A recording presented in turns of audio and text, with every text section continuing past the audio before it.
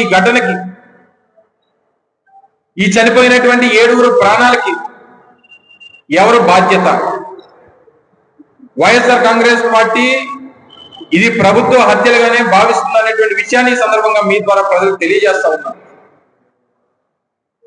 ఎందుకు ప్రభుత్వ హత్యలుగా భావిస్తా ఉందనంటే, ఇది ఎంత పవిత్రమైనటువంటి రోజు, ఈ పవిత్రమైనటువంటి ఈ రోజుకి వచ్చేటువంటి భక్తుల తాకిడిని బేరీజ్ వేయాల్సినటువంటి అవసరం ప్రభుత్వం మీద ఉంది, అధికారుల మీద ఉంది, టీటీడీ అధికారుల మీద ఉంది, రెవెన్యూ శాఖ స్థానికంగా ఉన్నటువంటి రెవెన్యూ డిపార్ట్మెంట్ కానీ, పోలీస్ డిపార్ట్మెంట్ కానీ, ఇంటెలిజెన్స్ కానీ, ఇదంతా ఏమైపోయింది రాష్ట్ర ప్రభుత్వం అనేటువంటి విషయాన్ని మీ ద్వారా ప్రభుత్వాన్ని అడుగుతా ఉన్నాం.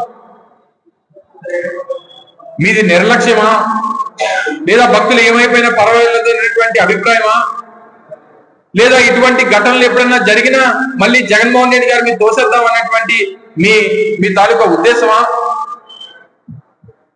2 రోజుల క్రితం నేను పత్రికా సమావేశంలో మాట్లాడినప్పుడు కూడా చెప్పడం జరిగింది, ఈ రాష్ట్రంలో ఏదైనా ఇటువంటి ఘటనలు జరిగినా జగన్మోహన్ రెడ్డి గారి మీద తోసేద్దాం, ఏదైనా మంచి జరిగితే మన ఖాతాలో వేసేసుకుందాం, చెడు జరిగితే జగన్మోహన్ రెడ్డి గారి మీద తోసేద్దాం. ఈ రకమైనటువంటి అభిప్రాయంతో గడిచినటువంటి 7 మాసాలుగా ప్రభుత్వం నడుపుతా ఉన్నారు. ఆ టీటీడీ అనేటువంటి ఆ పవిత్రతని,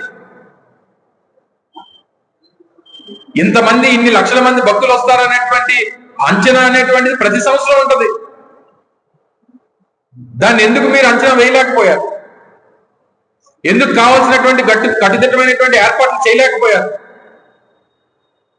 వచ్చినటువంటి భక్తులకి ఎందుకు ఆ సౌకర్యాలు కల్పించలేకపోయారు? ఈ దీనిలో నిర్లక్ష్యం ఎవరిది? ప్రభుత్వం నడిపేటువంటి ముఖ్యమంత్రిదా, లేదా టీటీడీని హెడ్ చేసేటువంటి చైర్మన్ దా, లేదా ఒక శక్తిగా మారి ఈ రోజు అక్కడ టీటీడీలో అన్ని వ్యవహారాలు చూస్తున్నటువంటి అక్కడ వెంకన్న చౌదరిదా? ఎవరు దీనికి బాధ్యత వహిస్తారు? అది నిన్న ఆశ్చర్యం ఏంటంటే, నిన్న టీటీడీ చైర్మన్ గారు మాట్లాడినటువంటి విధానం చూస్తే అసలు ఆశ్చర్యం కలిగించింది. అలా ఆయన రావడమే చైర్మన్ గా వచ్చి రాజకీయ పరమైనటువంటి ఉపన్యాసాలు, రాజకీయ ప్రసంగాలు, జగన్మోహన్ రెడ్డి గారి మీద నోటుకొచ్చినటువంటి మాటలు మాట్లాడినటువంటి చైర్మన్ గారు నిన్న మీ తాలూకా వ్యాఖ్యలు చూస్తే, మీ ప్రెస్ మీట్ చూస్తే అసలు మన పేరుకే అక్కడ చైర్మన్ గా ఉన్నాం తప్ప మన పని లేనట్టుగా కనబడతా ఉంది. అక్కడ ఆయనకి ఇంటెలిజెన్స్ చెప్పిందట, గొడవలు అవుతాయి, తొక్కిసలాట జరుగుతుంది, జాగ్రత్తగా ఉండమని చెప్పారట, కానీ మనం పట్టించుకోలేదు అనేటువంటి మాటలు చెప్తా ఉన్నాడు. మీరు ఏమైనా నామకా వాస్తే చైర్మనా? మీరేమైనా బాధ్యత ఉందా? లేదా ఈ జరిగినటువంటి ఘటన బాధ్యత తీసుకొని మీరేం రాజీనామా చేస్తారా? లేదా ఈ ఘటన జరిగినటువంటి దానికి కారకుడైనటువంటి ఆ జేఈఓ ఎవరైతే ఈ వెంకన్న చౌదరి, చంద్రబాబు నాయుడు ఏదైనా ఉంటే నేను చంద్రబాబు నాయుడు గారితోనే మాట్లాడుతున్నా తప్ప నేను ఎవరితో మాట్లాడాల్సినటువంటి పని లేదని మాట్లాడుతున్నటువంటి ఆ వెంకన్న చౌదరి గారిదా? ఎవరు దీనికి బాధ్యత తీసుకుంటారు? ఈరోజు చనిపోయినటువంటి 7గురిలో 5 ఉమ్మడి విశాఖపట్నం జిల్లాకు చెందినటువంటి వారు 5 చనిపోయారు.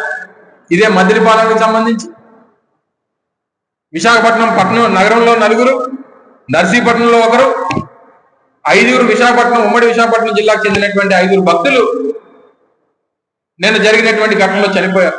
మరో 4 పరిస్థితి విషమంగా ఉందని చెప్తా ఉన్నారు. ఈ జరిగినటువంటి ఘటనకి బాధ్యతలు ఎవరు తీసుకుంటారు? ప్రజలు కానీ, వైఎస్ఆర్ కాంగ్రెస్ పార్టీ కానీ ఇది ముమ్మాటికి వైఎస్ఆర్ కాంగ్రెస్ పార్టీ డిమాండ్ చేస్తా ఉంది. ఇది ముమ్మాటికి ప్రభుత్వం తాలూకా హత్యలు, చంద్రబాబు నాయుడు గారు చేసినటువంటి హత్యలు గతంలో ఎప్పుడు కూడా టీటీడీలో ఇటువంటి ఘటనలే లేవు.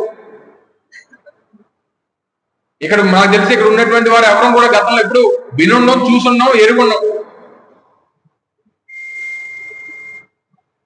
తిరుమల తిరుపతి దేవస్థానం ఆ పవిత్రత, వచ్చేటువంటి భక్తుల తాకిడి, రోజు రోజుకు పెరుగుతున్నటువంటి భక్తుల తాలూకా సంఖ్య, ఇప్పుడు ఉన్నటువంటి పరిస్థితులు, ఇప్పుడు ఉన్నటువంటి టెక్నాలజీ, ఇప్పుడున్నటువంటి ఫెసిలిటీస్ ఇవన్నీ కూడా అవకాశం ఉండి కూడా మీరు ఫెసిలిటేట్ చేయకపోతే వాళ్ళు మీరు ఏం చేస్తున్నట్టు, ఎవరి కోసం పనిచేస్తున్నట్టు? అసలు ఈ వెంకన్న చౌదరి అనేటువంటి వ్యక్తి టీటీడీ సేవలో ఉన్నారా, టీడీపీ సేవలో ఉన్నారా అనేటువంటిది అర్థం కావట్లేదు. ఈ వెంకన్న చౌదరి అనేటువంటి ఆయన వెంకన్న బాబు సేవలో ఉన్నాడా, చంద్రబాబు సేవలో ఉన్నాడా అనేటువంటిది అర్థం కావట్లేదు.